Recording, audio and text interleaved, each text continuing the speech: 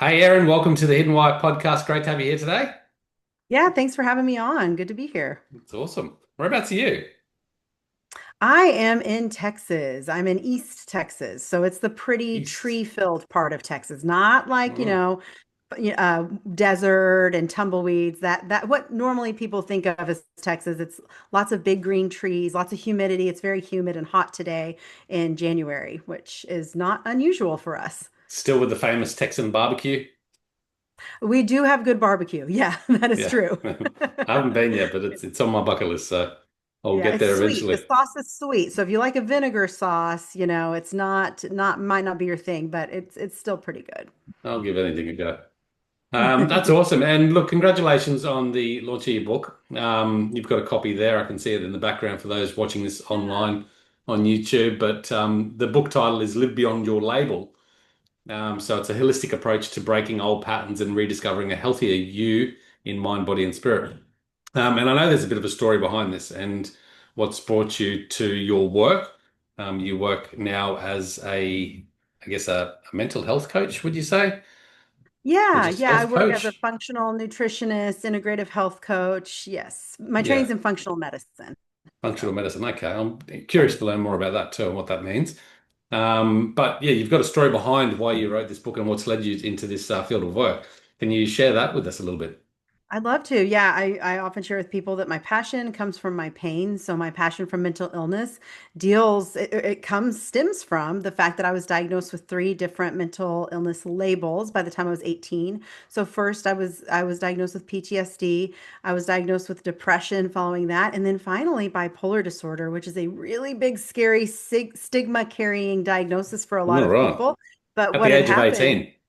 at 18, and what had happened is that my Crazy. depressive symptoms had turned into, and there's a lot of reasons for this. I don't know, looking back, what was the cause. Some people believe it was caused by antidepressants themselves. They spun me up too high, creating some hypomania symptoms, which just means, I mean, as you can hear, I talk fast anyway, but very much increased, lots of speech, lots of fast talking, increased goal-directed activity, and staying up really late, going, not shutting down, and then crashing into a depression. So instead of a depressive state that was consistently depression, I would swing into some highs. And those highs eventually turned very self-destructive. And so that's what led me to the bipolar diagnosis. A lot of people consider bipolar to be a personality trait. It is not. It is truly a mood disorder, and it can last weeks. For some people, these mood shifts can last months. For me, it was very seasonal at the time. But I tried all the things they told me to do. I tried to sleep more. I tried to take the medications. I tried all of the conventional treatments. And what ended up happening for me is eventually, I mean, this goes far down the line, Hmm. I discovered more of a functional medicine root cause approach to healing and some lifestyle shifts and changes, gut health, the gut brain connection, nervous system regulation, trauma healing.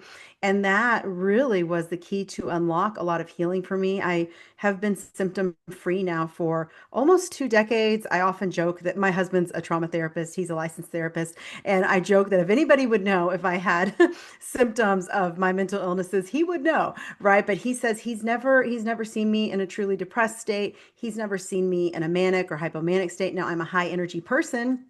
And then sometimes this time of year where I am, I can have some seasonal lows, but it's just like your typical human stuff, you know? And I think Hmm. for so long we over pathologize my symptoms. And when I say we, me and my parents and my medical practitioners that were working for me, it was really hard for me to live beyond those labels that I was given because I felt that while the labels were maybe helpful to help me make sense of my symptoms, they didn't really give me support to know what to do with my symptoms and know how to heal. And so it took a Right. lot of other tools, and that's what my book is it includes. It includes more of a whole body approach to whether you're struggling with a mental illness label, whether you're struggling with an autoimmune diagnosis or type 2 diabetes or any kind of a chronic illness. We're given these labels to help us, but sometimes it can make us feel like, oh no, this is all there is for me. And so my Yeah. book is really called to reconnect with your mind and body and help to live beyond that in ways that will be healthy for you. Yeah. So you can remove those labels potentially. I mean, I would love that to be the case. I mean, and it's so hard, right? Like in for me with my mental illness, labels that we're given in the mental health world are based on a set of symptoms that we have for a period of time. I no longer meet the criteria for a diagnosis. Does that mean that I don't have the label? I don't know. I don't know if anybody really knows how, if you're diagnosed at one time, are you forever diagnosed, even if you don't meet the symptoms?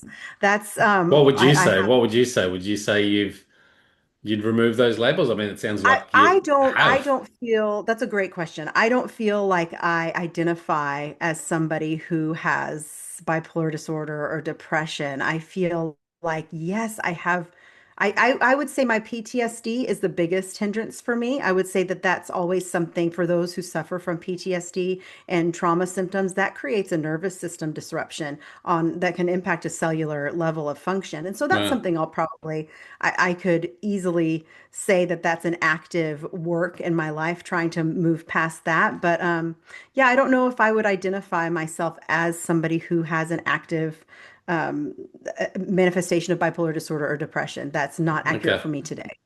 You said Yeah. you went through like spikes, highs and lows, and the spikes, led to levels of self-destruction. Can you Mhm. describe Yeah. what that sort of means? Like, is that just For sure. Yeah. So for me, and this all started, of course, during the teen years when for a lot of people there's self-destruction anyway, right? This is oh, when kids are experimenting with substances and things like that. For me, I'll say I was a rule follower. I was an overachieving firstborn. My dad was a pastor at a church for many, many years. And so I did all the things that a good preacher's daughters are supposed to do. And yeah. so the way that my self-destructive behavior showed up was in binge drinking to the point where I was on some heavy, really heavy psychiatric meds where if you drink on those medications, it causes lapses in time, memory gaps, it causes blackouts. I have a lot of periods in my life that I don't remember anything, which of course led to more trauma because there are a lot of people that will take advantage of women in that situation, which I Hmm. learned the hard way. And so that Yeah. created a whole other level of trauma Yeah. that I had to end up recovering from. But for me, my self-destruction really showed up in alcohol abuse would be the number one way. Yeah. And just like trying to drink to take myself away from the pain that I was experiencing because I was pretty mad about my diagnosis. I was frustrated. I felt like I was doing the things they told me to do and I wasn't seeing relief from my Wasn't symptoms. working. And so I stopped caring. Yeah. I mean, a lot of people go down that route, drugs, alcohol, whatever it might be, Oh doing yeah. destructive behaviors, even without the labels. Is Mhm. for you, was it enhanced by having those diagnoses and the labels attached, do you feel, or Yeah. That's a great question. I mean, I guess the question would be, had I gone down that path if I had not been given the labels? I don't know. Did the labels drive the behavior? That's a great question too. I think in some ways, some of the medication that I was given really made me very numb.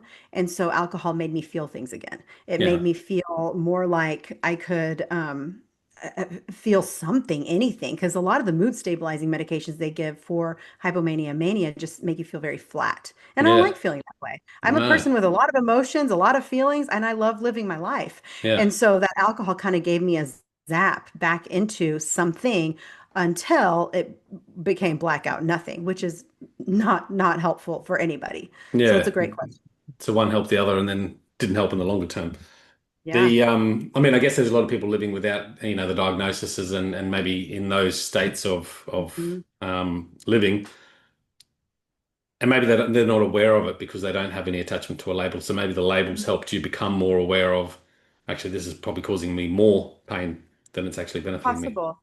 Hmm. Yeah, and then the other question would be, I mean, I think a lot of people, while they don't have diagnoses, I would maybe argue that we all do carry labels in some way, right? Yeah, Whether it's true. core beliefs that we have, experiences as children, things that we were told when we were younger, things our parents told us, create kind of an identity within us. Like I'm an overachieving firstborn, right? Like that's a pretty neutral label. That's not Right. anything that's going to cause me to go get drunk tonight, but it is something that it kind of creates an identity statement for me. And I think all people have experienced adversity, and a lot of times we make meaning from that adversity to determine our place in the world. And then that can create the path that we follow from there and inform the decisions that we make. Like, oh, I'm unworthy, like my parents preferred my brother or sister to me, and they always gave them a lot of attention. I felt overlooked, and so therefore I'm going to go seek out attention from a source that I know is going to give me, immediate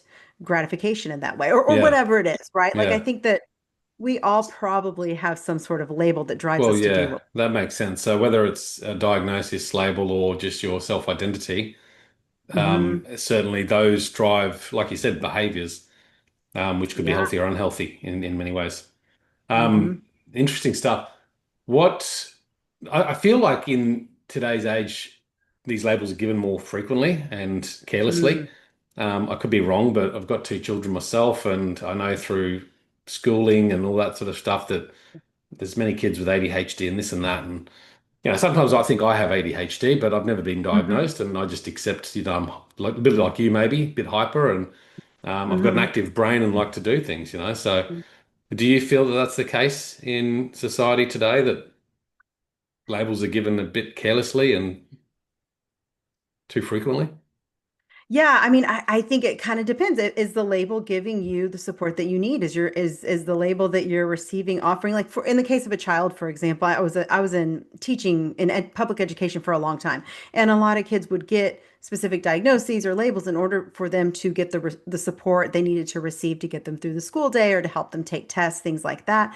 And so in that case, yes, maybe it can be helpful, but the negative side of that is I know as a teacher, if we saw kids coming in that already, check mark off the box, they've got ADHD and dyslexia and da da da. Like, yeah, you're going to have to spend extra time with these children.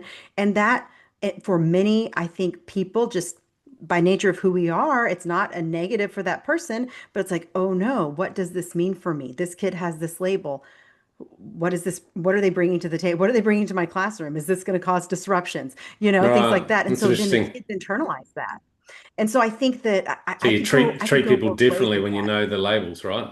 I think so. I mean, even when I say I have bipolar disorder, I know for sure I was diagnosed with bipolar disorder. I know for sure people are automatically going, crazy, she's crazy, right? Like that's just where we go, or we make jokes about Right. bipolar. Like Hmm. it is a personality switch. And so I held that one inside for a long time. It's really acceptable to say I struggled with depression. Okay, sure, lots of people. I mean, it's probably one of the most common things that people suffer from. No problem. People can handle that. Bipolar scares people, right? And so I think that when we're talking about kids, and I mean, ADHD is a Interesting. great Hmm. example. It's so tricky. I'm still debating over my youngest kid for sure has classic ADHD symptoms, could check every single checkbox. I haven't gotten him officially diagnosed because he hasn't really struggled enough in school yet. He's maybe not there yet to where he will, but I'm still going, okay, do I tell him that, or do I teach him about how his brain works? And that's what I'm going with right now is, hey, your brain thinks outside the box. You've got this really cool way of viewing the world. Let's work with that as opposed Yeah. to here's something that's limiting you from your schoolwork. And I Hmm. think it really has more to do with the dialogue about what we struggle with Right. than let's all get a diagnosis and then now we know we're limited from doing what we want to do, Yeah. if that makes sense. Well, it's limiting. I mean, the first piece around that is awareness. Of one thing that triggered to me then when you were talking about, telling someone you're bipolar or got depression, we can't relate to that. Like, I don't know what bipolar is necessarily. Right. And yes, I'd probably hear bipolar and go, oh, that sounds scary. Just from Yeah. what I have heard, right, or gathered. And then Mhm. depression, like I don't really know, depression's in levels, right? So I don't really know what that means as well. True. But Mhm. certainly knowing it will make me interact with people differently as well. And that's could be a Mhm. hindrance or it could be a benefit if I knew. But because I don't know, I think it'd be a hindrance on how I treat people, knowing those labels. So I Yeah. think there's got to be a lot more awareness around all of this to help people deal with it. And the other thing is too that I think we're going to get into with a holistic approach to these issues is that when we label someone with that, we treat it with medicine or something like that. that actually Mhm. doesn't do anything to address the symptoms. Yeah, not always. Some people, they feel a lot of relief with medication. And, so I was told take your medication and sleep more. That was helpful in the short term, but in my experience, especially now as a coach and working in the functional medicine world, what I'm seeing is that a lot of people will, if one medication doesn't work, they just get put on another medication. Yeah, Well, now they're on two medications, and oh, now I'm not really feeling right again. So now what do I do? And so I think that we have these tools, and I'm so grateful that we live in a world where we have so many tools at our disposal. But I think when we focus so much on those immediate, I would say rapid relief type of tools. And I wouldn't even say they're that rapid. I mean, an antidepressant takes a good 2 or 3 weeks to kick in for somebody. There are hmm. other things that we can do that instantly can really support our mood. And some of that is nutritional supplementation. I mean, nutrient deficiencies are big drivers of mood symptoms. Gut health is a big driver of a lot of mood issues. And we see that in the research more and more today. But even if we're talking about serotonin, which we consider to be like the happy neurotransmitter, serotonin does so much more than make us feel happy. Yeah, But that's normally what it's known as. But if we were talking about serotonin, we need to make sure, are we getting the building blocks to make serotonin in our body? And that involves B vitamins, that involves tryptophan that we get from protein. It involves having an optimal gut microbiome so that our gut bacteria are synthesizing our neurotransmitters so that they can get into circulation. And there's a lot of things that can disrupt that. But I think a lot of people are walking around, especially this day and age, with lots of nutrient deficiencies. And so, yeah, they're going to feel yeah, terrible. yeah.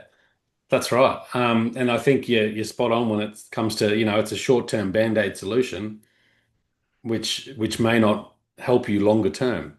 And life is like that, right? We have to find the tools to help manage our life so we can live a fulfilled, happy, meaningful life.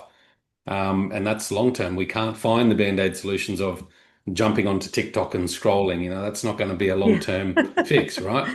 And that's hmm the way I hmm relate to medication anyway, and I could be wrong, but Oh, it's um, totally medication. Yeah. let's go into your journey then. So you obviously had the diagnosis, nothing was working for you. Over what period of time was it that you went from, taking medication, diagnosis, labels to on the right track personally, do you Yeah, reckon? I will say the big turnaround point for me that I talk about quite a bit in well, that's how I start my book, is I found Yeah, out I was pregnant with my daughter when I was right. 22. So 22. I Yeah. experienced an unexpected surprise pregnancy, and the medication that I was on at the time, you are not supposed to get pregnant while you're on that medication Right. because it can cause massive birth defects. So I had to quick get off of my medication. And what was so interesting for me was my period of pregnancy.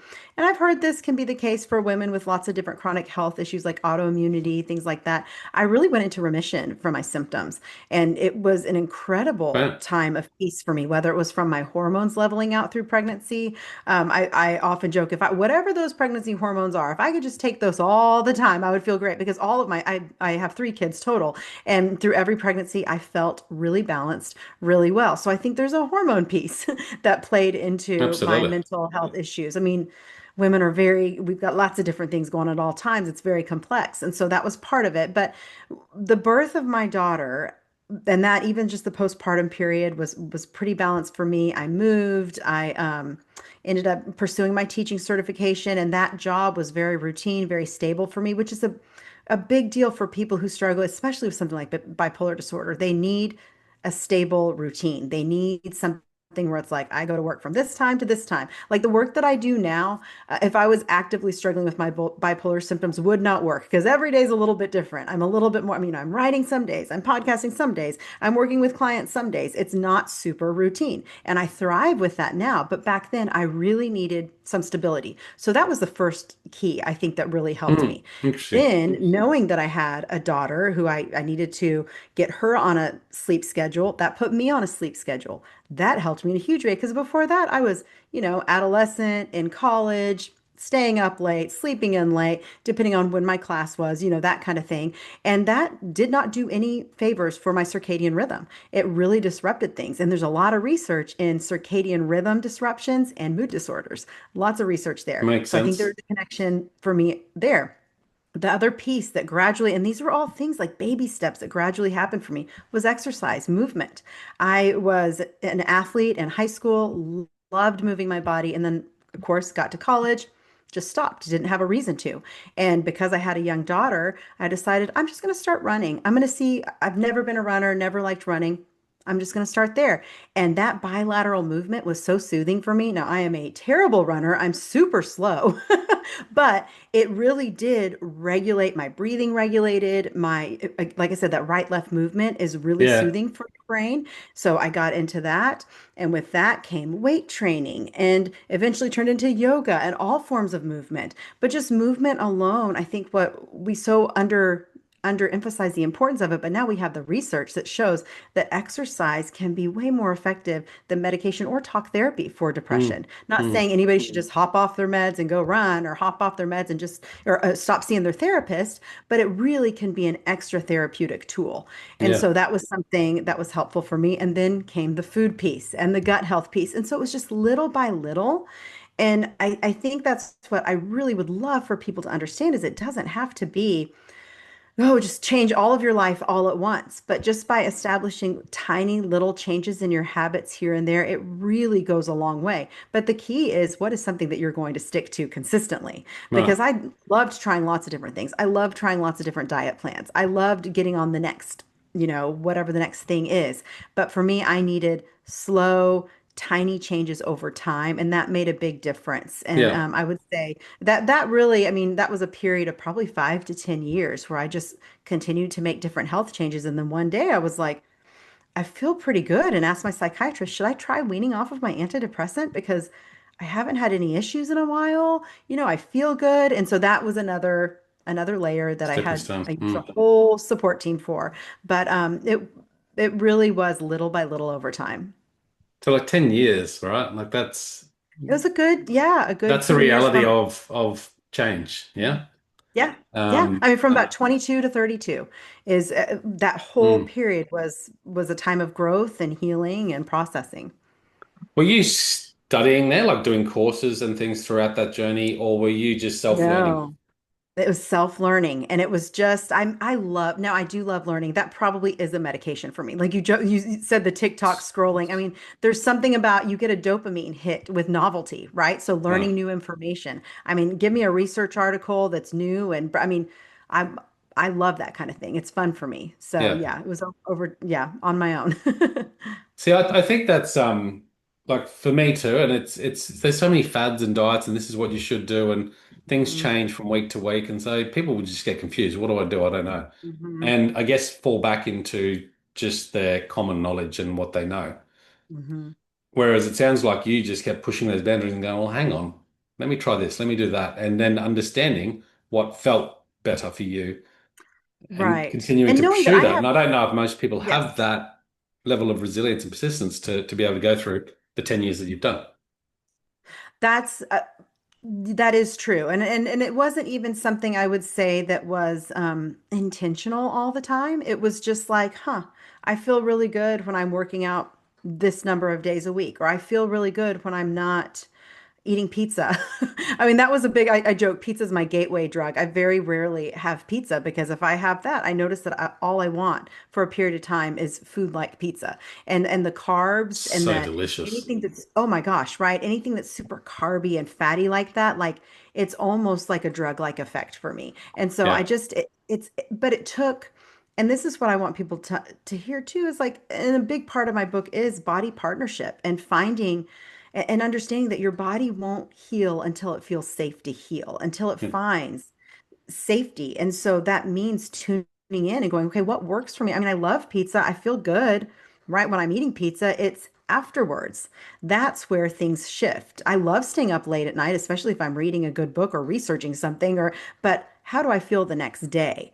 There's a lot of things that I would do in the moment out of impulsivity that could be driven by some undiagnosed ADHD there and a need for dopamine. But I realized that it was the doing whatever it was that I wanted to do in the moment, I really needed to ask myself, like, how am I going to feel tomorrow if I do this thing in the moment? And Yeah. that takes mindfulness. It takes a long process. And so in my book, I do kind of walk through different ways to tune in with your body, create some mind body.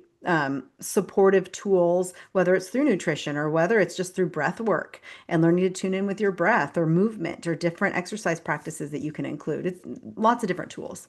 Yeah, and the mindfulness, a big piece there, having that level of awareness to allow you to reflect and explore on what feels right and what doesn't. But you talked about, eating pizza or drinking or scrolling TikTok, these things that sort of feel good in the moment, but then later they don't feel good. And we know that.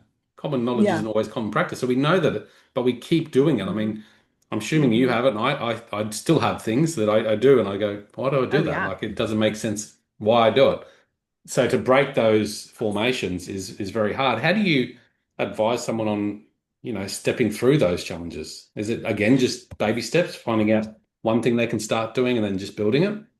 Yeah, I think it really does start with addressing your stress response and tuning into that. And a lot of my work that I do, even as a coach, is about regulating your nervous system. So our nervous system is that innate stress response, that instantaneous switch from fight or flight to rest and digest. Like ideally, we would want to be mostly in a parasympathetic state of rest and digest. But most of us in our modern world, we live in fight or flight. We love fight or flight. We get addicted to fight or flight, but it's stressful to the body. And so Mhm. finding ways to create some regulation, whether that is learning to be bored again. We don't know how to be bored. I mean, I used to be bored. Now I have a device in front of me all the time. I don't need to be bored. I can Google Mm. whatever I want to because I love that information high, right? So figure out ways to just be still and breathe and get quiet, really starting with tuning into the nervous system and developing those safety regulation tools can help to minimize. I think so many people are reacting out of that stress response or reacting out of that need for the next thing because of the fight or flight state that they're in. And then we're like, wait, why did I do that thing? I didn't want to do that thing. That wasn't the plan. But when we're so stressed out, our amygdala is running the show. That's the emotional reaction portion of our brain. And then Right. that takes our prefrontal cortex offline. And that's the part of the brain that is making good decisions, right? But if we are so stuck in stress mode and don't know how to get out of it, we are all stressed, right? And everybody knows, okay, I need to manage my stress. And so I don't even encourage people to manage stress, but just to address stress. So if Right. if we don't know how to get out of it, we're never going to be able to interrupt that fight or flight dynamic that we have going on. Right. So a common thing there is stress. Is that sort of the the cause for what we're experiencing, our ailments, our pain, our I would believe that, I mean, my belief is that stress is a big driver of everything, and that can be physiological stress. I put stress in two categories: physiological stress that's occurring inside of our body with some imbalances that we might have, whether it's the gut or whether it's blood sugar, all metabolic, those right. kinds of Yep. things, or emotional stress. And that can be from being constantly triggered because you didn't deal with the trauma that you had when you were 15 or whatever it was. That, and then they work both ways. Like I have a whole chapter in my book about how your self-talk impacts your health. Those thoughts that you think about yourself constantly throughout the day, those replays that are going on in your head, they're sending chemical messages to your whole body. And that can increase inflammation itself. That can increase gut disruption, gut dysbiosis, which is a fancy word for imbalances. And when we can interrupt that process, when we can take notice of those thoughts and go, whoa, I'm being really mean to myself. It goes back to mindfulness. Why am I being so mean to myself? I don't know why. So I'm just gonna notice that. Not judge myself for it, but I'm gonna notice it. And then maybe that can kind of interrupt that stress response and leave room for new habits, new Yeah, tools. right. When I hear stress, I just think, oh, stress because there's so much to do, you know. Yeah. But it's a lot deeper than that. We don't think Yeah. about the stress in the physiology and the gut, or hmm based on what we hmm eat, Oh etc. The yeah. things you just mentioned. In your book, you've got four key areas of focus. Is that Mhm. right?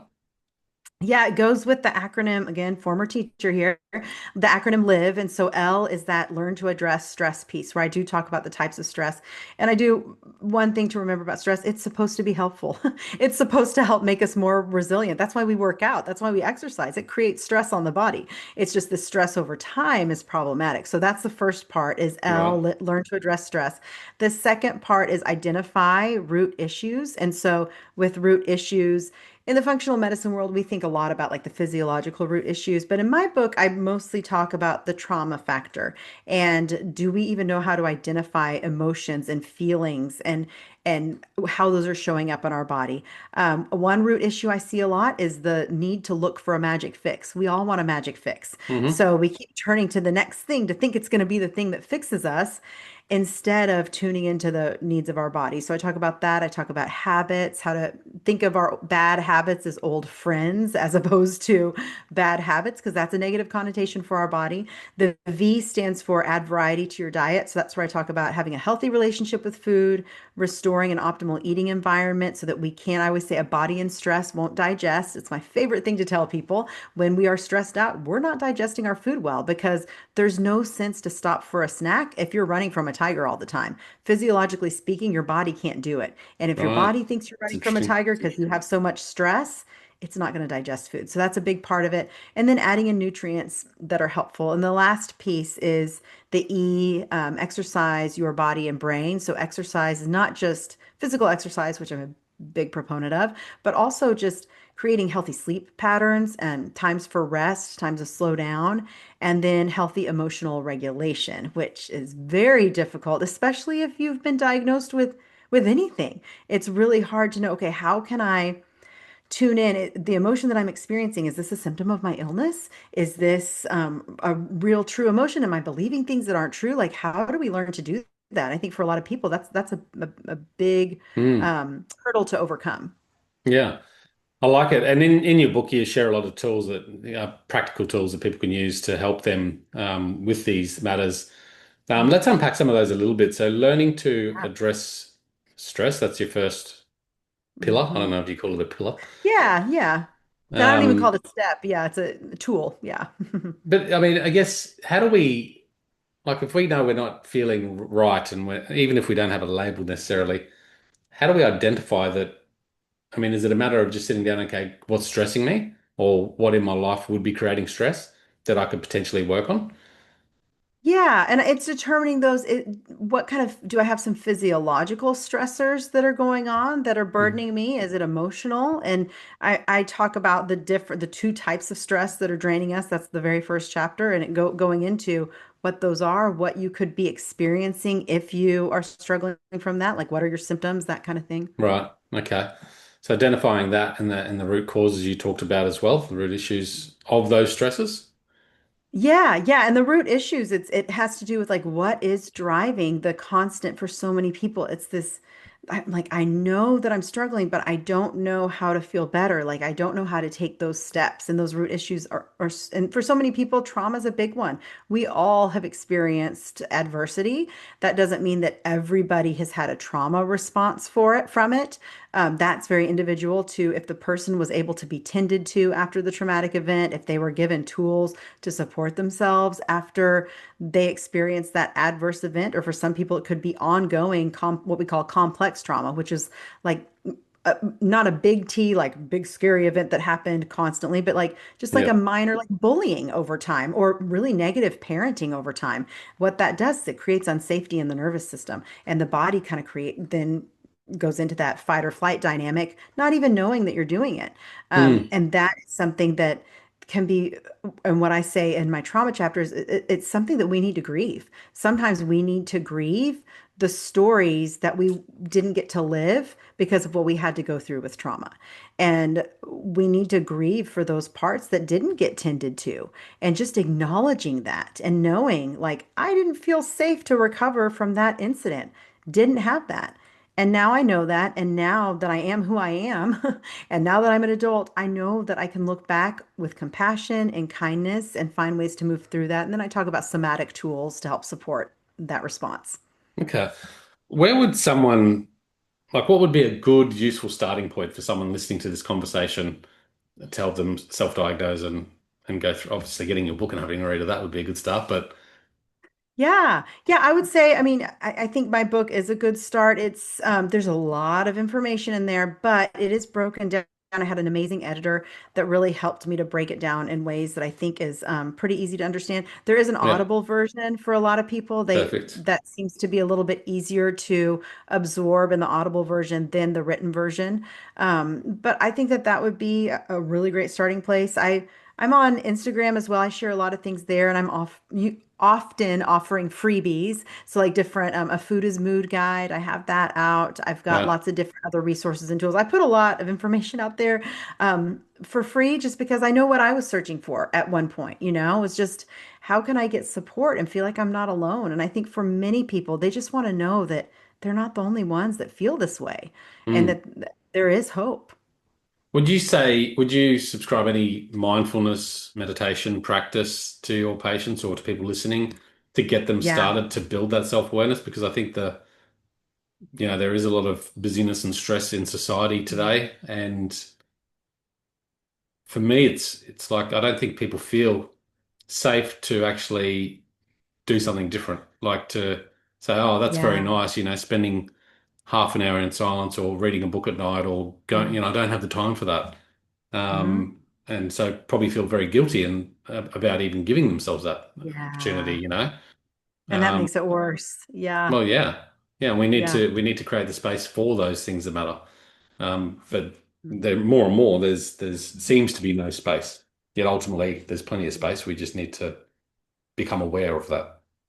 Yeah, I think maybe like the smallest tool I would start with, and it's so funny, and I do this with my clients a lot, that a lot of times I start with just this mindfulness meditation piece. It's the cheapest thing we can do. It is totally free, but so many people would rather have an eating, diet protocol and supplement list and give me things to do because we are doers. We're used to doing. Instead, I would say if you have 3 minutes in the morning, your first 3 minutes before you pick up your phone. In fact, I would say don't pick up your phone until you've taken 3 minutes to breathe, sit in silence. Maybe you're still laying in bed and you're inhaling through your nose, holding it, exhaling through your mouth. And that just helps to kind of get you oriented to where you are in your day. The inhales through the nose can really help to activate that prefrontal cortex, which is really helpful. But just take those first 3 minutes, read something that is meaningful to you and focus on that. Pray, have some gratitude. I mean, gratitude Mm, decreases cortisol. It's anti-inflammatory. And so just spending 3 minutes in gratitude and going, okay, what are 5 things that I'm grateful for right now? And just listing those off and taking that time. And it's like starting your day in that regulated state can really shift the total trajectory of your day. I mean, and try different things. Like start one day looking at your phone and then start the next day breathing in silence for truly just 3 minutes and see what happens. See how different you feel from, and I mm, promise you will notice a difference. The day that you start, I mean, I notice a difference. The days that I start with my phone, which is, I still struggle with this, okay? This is real life. But the days that I start with my phone, first of all, I'm on my phone a lot more throughout the rest of the day. I'm more dysregulated. I'm more likely to snap at my kids. My kids now are 21, 12, 9, and my 21-year-old's in grad school for psychology. She's still living at home. So that's a really strange dynamic that I'm living with right now is this like preteen plus adult child. And it's a little crazy making sometimes. And I can feel very dysregulated by the overstimulation of all of that. But if I start my day regulated and in peace, whether it's I'm inhaling peace and I'm exhaling my need for control, right? yeah. Whatever that is, makes a huge difference in the rest of my day. Do you do meditation or anything like that? In Oh your yeah, I love doing a good any kind of a breath in and breath out with specific words, phrases, Yeah, scripture verses that I cling to, things like that. It makes a really big difference for me. And I think absolutely. that it's so helpful for all of us. And it's a tool that we have in our bodies to help regulate ourselves that we just don't Yeah, use. yeah. Those two tools are, like you said, they're all available. They're free. If you can start your morning off like that in some level of gratitude, some level of inspiration through scripture or whatever it might be, some Mhm. form of movement and exercise, very powerful ways to start the day and regulate yourself so you can be in a greater level of flow and not let those stresses that we will experience affect you as Mhm. much.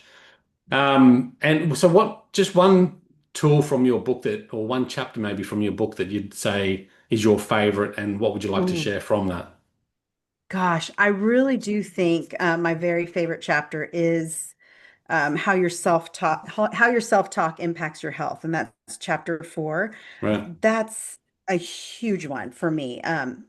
That one, I mean, I'd even it's difficult to receive care from other people if you're constantly beating yourself up. It's difficult to see you the way that you really are. I talk about how negative emotions trigger the immune system in different ways, and fear can trigger inflammation. Mm.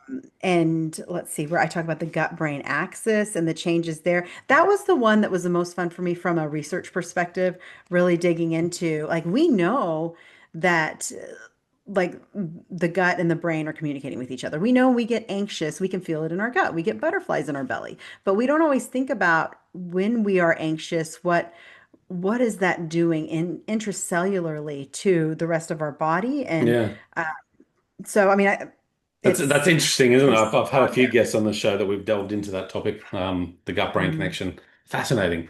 it's so Um, fun. and really goes to show you, what you're putting into your gut, how important that is. It does. And the Amazing. other thing that's interesting is our gut is talking to our brain, is sending signals.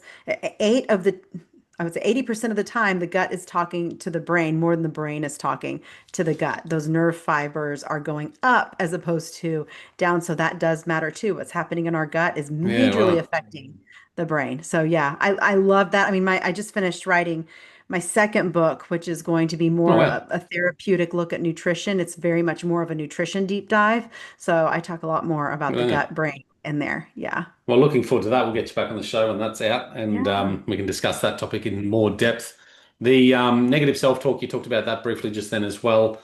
Um, for me, it was what we consume generally as well. Yes, there's still a lot of negative self-talk there, but I realized that if I shut off certain things, that helps Mhm. improve that level of focus, combined with what you talked about, having gratitude and having that mindfulness, level of mindfulness practice in your day as well. Turning off the news, for example. Are there any things in negative self-talk and tools that you'd say, this is a great little hack or tip that we can give someone?